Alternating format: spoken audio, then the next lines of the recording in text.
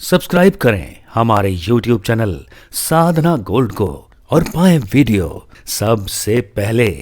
और हाँ, bell icon दबाना ना भूलें।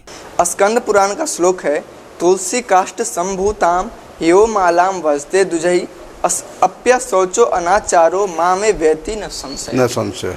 कह रहे हैं तुलसी की माला, तुलसी काष्ठ से जो संपन्न उत्पन्न समुद्भूत जो माला है, उसको यदि कोई धारण करेगा तो कहते हैं वो निश्चित रूप से मुझको प्राप्त होगा, इसमें कोई संशय नहीं है। और यहाँ तक कहा अप्य शौचो अनाचारो, यानी यदि अशौच है यानी अपवित्र अवस्था में है और अनाचारो यानी आचार से रहित भी है, तब भी यदि तुलसी माला धारण करेगा तो निश्चित रूप से मुझको ही प्राप्त होगा। मैंने सोच के आचार विचार नहीं करता, लेकिन तुलसी की माला कंठी पहन लिया है, तब भी उसकी महिमा है। नहीं, तब भी फल क्या मिलेगा उसको? कंठी पहनेगा, मुझको प्राप्त होगा, भगवान को प्राप्त होगा।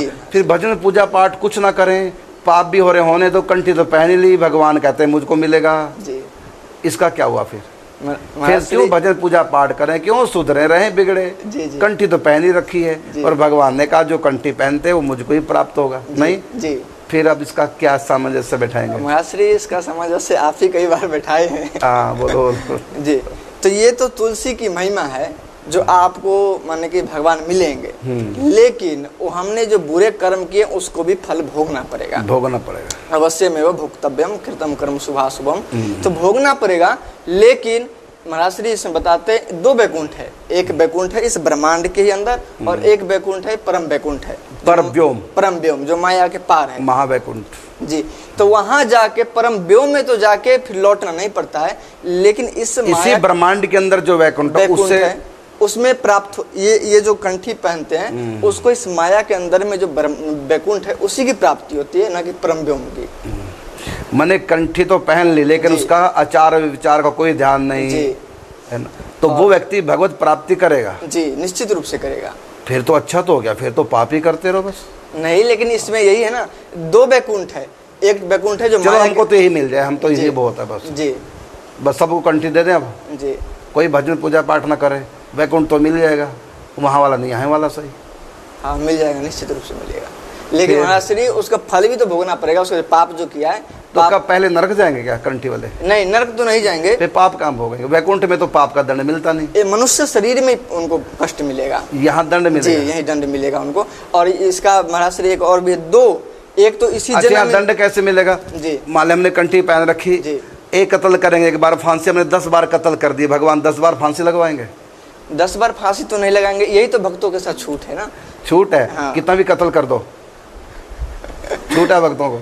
नहीं, दंड उनको मिलेगा लेकिन वो ठाकुर जी अनुभूति करा देंगे ऐसा। महाराज श्री जैसे आप बताते हैं एक बार, जो व्यक्ति कितना भी तपस्या करे, खूब तपस्या करे, जीवन भर तपस्या करे, कहते हैं लेकिन ठाकुर जी के प्रयास यंत्र है, वो उसको एक गिलास जल पिला के ही उसके सारे तपस्या का फल मिटा सकते हैं ठाकुर जी। कैसे? तो मान लीजिए पूरा ब्रह्मांड में, आकाश में, सब जगह आग हो रहा है, सब पूरा नष्ट हो रहा है, और उस समय व्यक्ति प्यासा है, वो कई वर्षों से प्यासा है, ऐसा उसको अनुभूति होगा, और उस समय ठाकुर जी उसको एक जल देंगे, मतलब थोड़े से समय में इसके बहुत बड़े दुख दे करके पाप काट देंगे। महाराज श्री एक दृष्टांत सुनाए थे जब आया था शुरू में, तो बड़ी माता जी एक सुनाए। अच्छा, चलो इससे अच्छा स्पष्ट और हो जाएगा जी। एक और बात है कि काशी में जो मरते हैं जी, तो तारक मंत्र मन राम नाम सुना करके भगवान शंकर जी दाहिने कान में राम नाम सुना देते हैं और उनका उद्धार कर देते हैं, मतलब मोक्ष मुक्ति मिल जाएगी। तो उनके पाप जो हैं, जो कर रखे उन्होंने पाप, वो भोगने पड़ेंगे कि नहीं? और लिखा है कि काशी में जो मरता है तो भगवान शंकर उसके कान में राम नाम सुनाकर उसको मुक्त कर देते हैं। महाराज श्री तो फिर काशी में रहने वाले या मरने वालों के पाप उनको भोगने नहीं पड़ेंगे, फिर तो खूब पाप करो काशी में, मरना तो काशी में ही है, शंकर जी मुक्त तो कर ही देंगे राम नाम सुना करके, खूब करो काशी में पाप। नहीं महाश्री, इसका उत्तर भागवत जी में है, 2 प्रकार की मुक्तियां, एक है सद्य मुक्ति, एक है क्रम मुक्ति। ये सब जो होते हैं ये क्रम मुक्ति बस अब आया आप लाइन पे, यही मैं कहलवाना था कि वहाँ क्यों नहीं जा रहे, लाइन पे क्यों नहीं जा रहे? तो ये अब आप बताइए क्रम मुक्ति क्या? उनको सद्य मुक्ति ना मिलके क्रम मुक्ति मिलेगी और उनको अपराधों का दंड मिलेगा, निश्चित रूप से मिलेगा। तो कैसे मिलेगा जी? पहले जैसे कि मान लीजिए कोई व्यक्ति जीवन भर पाप किया और कोई संत महात्मा उसके मुख में तुलसी दे दिए या कोई सज्जन तुलसी मृत्यु के समय, मृत्यु के गले में कंठी आ गई, संत ने पहना दी जी। अब इसकी तो महिमा है जो उसको भगवत प्राप्ति होगी कि निश्चित रूप से। और मरते समय उसने कुछ किया ही नहीं, किसी दूसरे ने किया, लेकिन क्या उसने जीवन भर जो पाप किया उसका फल नहीं मिलेगा? मिलेगा, लेकिन ये अब क्रम मुक्ति में, सद्यो मुक्ति में नहीं है, यानी ये स्टेप बाय स्टेप चढ़ेगा। तो इसको क्या होगा, सबसे पहले ये जाएगा बैकुंठ लोक, जो इस माया के अंतर्गत है, उसी बैकुंठ में जाएगा। और वहां जाके वो इसके अनुसार 1 कल्प या 2 कल्प या 1000 वर्ष तक विष्णु लोक में निवास करेगा। इस ब्रह्मांड के अंदर ही, माने माया के उस पार नहीं जाएगा, नहीं जाएगा। हाँ, कंठी की कृपा से इसी ब्रह्मांड में जो विष्णु लोक है उसमें चला जाएगा, जहाँ कोई न दुख फिर है। जब उसका फल पूरा होगा जी, फिर वहां से वापिस आएगा। कहाँ आएगा? और किसी सज्जन के घर में आएगा, किसी भक्त के घर में जी, किसी वैष्णव उसी तुलसी कंठी की कृपा से जी, वो भगत के घर में जन्म लेगा जी। फिर उसके बाद वो भक्ति करेगा, लेकिन उसने जो पिछले जन्म में जो पाप किए उसको भोगना पड़ेगा, वो दंड भी भोगना पड़ेगा। और महाराज श्री आप कई बार कहते हैं जो भक्तों के जीवन में इतना कष्ट क्यों आता है, इसका मुख्य कारण ये है, जो नरक में तो जा नहीं सकते। नरक में यदि जाए तो 10, यदि किसी व्यक्ति का कत्ल किया तो 10 बार उनको फांसी लग जाए, वहाँ लोहे पे आग के गर्म लोहे पे चादर पे चढ़ाया जाए। लेकिन भगत तो नरक जा नहीं सकते, नरक जा नहीं सकते। तो उनका सारा पाप एक ही जन्म में नष्ट करना होता है और मनुष्य शरीर में ही करना होता है। तो ठाकुर काफी कुछ क्षमा भी करते हैं, बाकी भुगतान भी करते हैं जी। इस कारण से भी मनुष्य के, भक्तों के जीवन में बहुत कष्ट होता है।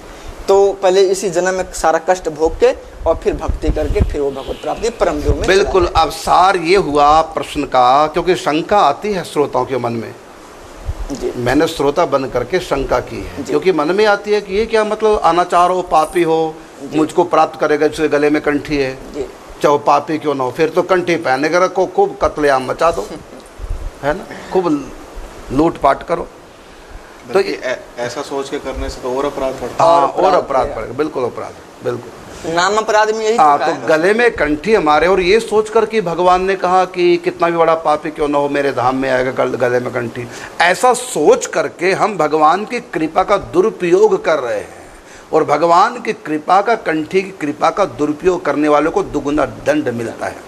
और बात रही कि भगवान ने क्या झूठ कहा कि पापी भगवान के धाम में, तो मिलेगा। देखो अनंत अनंत ब्रह्मांड, हर ब्रह्मांड में वैकुंठ है, लेकिन वो माया के अंतर्गत है, माया के मन काल की सीमा में। अनंत अनंत ब्रह्मांडों की जहाँ समाप्ति है, फिर उसके बाद भगवान का धाम है, उसको परव्योम महावैकुंठ कहते हैं। वहाँ नहीं जाएगा वो, वहाँ तो पवित्र भक्त ही जाते हैं। बाकी जो किसी निमित्त से जिनका उद्धार हो जाए, जैसे मरते समय किसी ने नाम सुना दिया, मरते समय किसी के मुख में तुलसी दल डाल दिया, इस प्रकार गले में कंठी आ गई, तो ऐसे जो लोग हैं मृत्यु के समय वाले, ये जन्म मरण के बंधन से मुक्त तो होंगे नहीं, अर्थात पर व्योम में महावैकुंठ में तो नहीं जाएंगे। इसी ब्रह्मांड के अंदर जो विष्णु लोक है, क्योंकि ब्रह्मा विष्णु में इसी ब्रह्मांड के उस पर है, शीर्ष पे, तो उस ब्रह्मांड में जाएंगे कंठी की कृपा से। फिर हजारों लाखों जो भी भगवान चाहेंगे, कर्म को, उसके कंठी का कितना उसके प्रति भाव है, उसके अनुसार वैकुंठ मिलेगा। फिर उसके बाद जन्म लेगा दुनिया में, भक्तों के घर में जन्म लेगा, फिर उसके पापों का दंड भी दिया जाएगा। वो अलग बात है कि कुछ भगवान कम देते हैं, रियायत हो जाती है, तो कुछ कम देंगे लेकिन दंड देंगे। नरक तो जा नहीं सकता क्योंकि गले में कंठी थी, यमदूत तो ले नहीं जा सकते क्योंकि गले में कंठी थी। अब उसका भक्त के घर में जन्म होगा और जन्म से ही भक्ति करेगा, संतों का संग मिलेगा, अंत में भक्ति करके भगवान के गोलोक धाम, साकेत धाम की अंतिम वो प्राप्ति कर लेगा। किसकी कृपा से? तो पहले जन्म में उसके पास जो कंठी थी उसी की कृपा से तो कर्म भी भोग लिए, और भगवान की वाणी सत्य होगी कि मेरे धाम में, तो वैकुंठ भी भगवान का धाम है। और कर्म व्यक्ति को भोगने पड़ते हैं, उसका भी उसको फल मिल गया। अर्थात भगवान की बात भी शास्त्र की झूठी नहीं हुई कि न भुक्तम क्षीयते कर्म कल्प कोटि भी क्षति रपी, तो शास्त्र की वाणी भी सत्य हुई कि उसको भी कर्म भोगने पड़ गए। और अंत में भगवत प्राप्ति सदा के लिए भगवान के नित्य धाम में पहुंच जाएगा। किसकी कृपा से? केवल कंठी की कृपा से। इसलिए कंठी पहनने वालों का उद्धार होगा, ये बात सच है। जन मन के बंधन से मुक्त होंगे, बात सच है। लेकिन इसी जन्म में मुक्त होंगे ये कह नहीं सकते। यदि आप निष्पाप होकर भक्ति भावना में आगे बढ़ेंगे इसी जन्म में कल्याण होगा। यदि आप अपराध करेंगे थोड़ा सा देरी लग जाएगी और जन्म लेना पड़ेगा। लेकिन ये बात सच है कि आप पापी होने के बाद भी नरक नहीं जा सकते। जैसे उदाहरण के रूप में किसी गली का कुत्ता किसी को काट जाए तो लोग मार देते, दंड देते हैं कुत्ते को। लेकिन पालतू कुत्ता किसी को काट जाए तो दंड किसको देंगे? कुत्ते को कि कुत्ते वाले व्यक्ति को? उसको तो नहीं देंगे कुत्ते को। कुत्ते वाले से आके लड़ेंगे, उसी के ऊपर केस करेंगे, कुत्ते को कुछ नहीं कहेंगे। इसी प्रकार से क्योंकि वो किसी का हो चुका है, उसके गले में मालिक का पट्टा बंधा है, इसलिए अगर वो किसी को काट गया कोई गोली से नहीं मारेगा बल्कि जिसका वो कुत्ता है उससे शिकायत करेगी। इसी प्रकार से जिसके गले में तुलसी का पट्टा गुरु की तरफ से संप्रदाय की कंठी जिसको प्राप्त होगी वो पालतू कुत्ते की तरह हो गया, अर्थात वो किसी का हो गया। लेकिन आदत कुत्ती है, अपराध करता है, तो फिर तब भी उसको कुछ नहीं कहा जाएगा। भगवान कहते हैं इसको तो मैं ही दंड दूंगा। तो कुत्ते का मालिक अपने कुत्ते को पीटेगा, तुम काटा क्यों है, उसको सजा देगा, लेकिन उससे नहीं, उसका इलाज करवा देगा जिसको काट गया अपने पैसे से, लेकिन कुत्ते को उसको नहीं दंड दे देगा, खुद दे देगा। इसी प्रकार भगवान कहते हैं यमदूत मेरे भगत को नहीं ले जा सकते, चाहे मेरा भक्त पापी क्यों ना, ये मेरा पालतू है, एक आदत कुत्ते इसकी, गलत काम किया लेकिन तुम कुछ नहीं कहोगे। इसलिए कंठी वाले व्यक्ति को चाहे वो महापापी भी क्यों ना हो, यमदूत उसको अपने यहाँ नहीं ले जा सकते क्योंकि पालतू कुत्ते की तरह हो गया हो। संप्रदाय की गुरु प्रदत्त कंठी उसको प्राप्त होगी। कंठी कहाँ से आई? देखने में लगता है गुरु ने कंठी पहना दी, देखने में लगता है कि गुरु ने तिलक लगा दिया, और गुरु तो निमित्त हैं। ये तिलक तो हमारे आदि गुरु जो भगवान हैं, जहाँ से मंत्र की परंपरा चलती है, ये उन्हीं की तरफ से होता है। इसी प्रकार से गले में अगर कंठी आ गई, इतना महत्व। और आप बताएंगे थोड़ा सा तुलसी कंठी का महत्व जी। अभी कहे ना, तुलसी काष्ठ मालाम तू प्रेत राजस्य दूत कहा दिष्टवा नश्यंति दूरे ना वातोद्भूतम यथातला। आप बताइए, लिख रहे हैं कि तुलसी कंठी जिसके कंठ में है, यदि वो पापी है और मृत्यु हो रही है तो प्रेत राज दूत का माने प्रेत राज कहते हैं यमराज को, यमराज के दूत जय उनके सामने वो नहीं जा सकते। कंठी के प्रभाव से उसको यमराज के दूत दिखाई भी नहीं देंगे, पास तो क्या आएंगे, दिखाई भी नहीं देंगे, क्योंकि जिसके गले में कंठी है चाहे वो पापी भी क्यों ना हो, यमराज के दूत उसको दिखाई देते नहीं और वो उसको लेने आ सकते नहीं। इतनी महिमा है गले में तुलसी की कंठी की। और थोड़ा बताएंगे? जी और भी महिमा है। कहते हैं तुलसी काष्ठ माला भीर भूषिता भ्रमते भुवि दुस्वप्नम दुर्निमित्तम च न भयम शात्रवम क्वचित। बिल्कुल। तो तुलसी की कंठी जिसके गले में है उसको अपशगुन कोई हो गया, कोई दुस्वप्न आ गया, उसका फल उसको प्राप्त नहीं, क्योंकि स्वप्न संसार आप पढ़ेंगे स्वप्न के फल होते हैं। किस स्वप्न का क्या फल? यदि बुरा स्वप्न आया तो उसका बुरा फल होता है, अच्छे स्वप्न का अच्छा। जैसे सांप काट गया, सांप पीछे पड़ रहा है तो इसका अच्छा फल है। मुर्दा देख लिया स्वप्न में, इसका अच्छा फल है। और हम मर गए, इसका भी बहुत अच्छा फल है। और हमने रुई देखी, चावल देखा, गाय देखी, इसका अच्छा फल है। और हमने भैंस देख ली, झोटा देख लिया, कोयला देख लिया, है ना, अपने आप को तेल लगाते हुए देख लिया, अपना सिर कटा देख लिया, तो ये अपशगुन है। इससे जो है दुर्घटना होने वाली है। तो पहले इशारा होता है। तो दुस्वप्न अर्थात हमारे ऐसे स्वप्न जो हमारा बुरे कर्म के फल की तरफ इशारा कर रहे हैं, कुछ बुरे दिन आने वाले हैं। यदि गले में कंठी है तो उससे सुरक्षा हो जाती है। हमने यात्रा प्रारंभ की, किसने छींक दिया, हमारे गले में कंठी, रक्षा हो जाएगी। अभी जो हमारा एक्सीडेंट हुआ था तो मुझको उठते ही छींक आई। जो ही मैं अपने उससे उठ के यात्रा लगा करने, छींक आई, मैं तुरंत बैठ गया। फिर सोचा, बैठ गया, थोड़ा अपशगुन हो गया। फिर मैंने सोचा कि देखो छींक आई, ठाकुर ने कुछ इशारा किया है कि कुछ होने वाला है। बैठ गया। फिर मैंने सोचा चलो मेरे गले में कंठी तो है ही है ना। अच्छा, आप सब जानते हैं एक्सीडेंट हो गया और बाल भी बांका नहीं होने दिया, बचा लिया। ये विश्वास था कंठी में। तो इस प्रकार से ठाकुर ने कृपा कर दी। गाड़ी को देख करके स्वयं जब पुलिस आई तो हैरान थी, कहते गए कहाँ गाड़ी में जो बैठे थे? मैं कहा हम हैं सब। वो कहने लगा आप कैसे सब? आप तो आराम से खड़े, गाड़ी का तो बिल्कुल चुमर निकला हुआ। आप श्री तुलसी कंठी के महिमा के बारे में बता रहे थे, जब कोई एक अघोरी थे शायद, तो उन्होंने कहा जब मैं आपकी कथा नहीं होने दूंगा। फिर उन्होंने बहुत सारे मंत्र किए जब मैं कथा में विघ्न करूंगा। आपने कहा मेरे गले में कंठी है, आप मेरा कुछ नहीं बिगाड़ सकते, बस मुझे कंठी पर विश्वास है। ऐसे किसी कारण से एक अघोरी को हमसे चिढ़ हो गई और उन्होंने बड़ी कोशिश की कि कथा में विघ्न करना है। हमने कहा आप जो आपसे आप कर लो, मैं कोई जंतर मंत्र नहीं करूंगा, मैं केवल कंठी मेरे पास है, बस गुरु प्रदत्त कंठी हमारे पास है, अब आप कर लो जो मर्जी। अब उसने खूब किया, अंत में बोला कि आप जीते हमारे। फिर उसकी इतनी श्रद्धा होगी कि लोग कंठी में इतना बल है, इतनी श्रद्धा। उससे पहले उन्होंने कई चमत्कार दिखाए, अपने जंतर मंत्र के कई चमत्कार हमको दिखाए, लेकिन किसी कारण से हमसे उसको ईर्ष्या हो गई। फिर वो इतना प्रभावित हुआ। उन दिनों हम बरसाने रहते थे खेतों में कुटिया बना के, इतना हमसे प्रभावित हुआ कि देखो कंठी की इतनी महिमा है। और देखो फिर वो बरसाने में आए, फिर यहाँ जमीन खरीदने लगाओ, कुछ पैसे दे भी दिए थे आश्रम के बगल में कि मैं भी यहाँ के भक्ति करूँगा। इस समय वो यहाँ नहीं, इस समय वो कांगड़ा में, वहाँ कुटिया बना दी। तो वो इतने प्रभावित हुए हैं। तो केवल कंठी पहनने मात्र से इतना लाभ है, और फिर हम भक्ति भावना पूजा चिंतन करें तो उसका क्या लाभ होगा। आप और दोहा बताइए।